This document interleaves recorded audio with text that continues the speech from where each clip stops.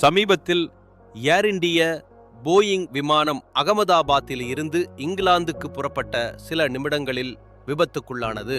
இதில் விமானத்தில் மற்றும் மருத்துவக் கல்லூரி விடுதியில் இருந்தவர்கள் மொத்தம் 270 மேற்பட்டவர்கள் உயிரிழந்துவிட்டனர். இதனை டிஜிசிஏ, அதாவது directorate general of civil aviation, புலன் விசாரணை மேற்கொண்டது.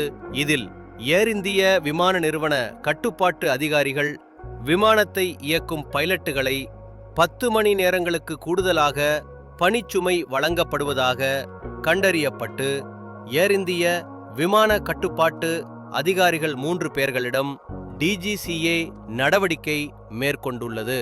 விமானத்தை இயக்கும் பைலட்டுகளை 10 மணி நேரங்களுக்கு கூடுதலாக பணிச்சுமை வழங்கக்கூடாது என்ற நடைமுறை உள்ளது.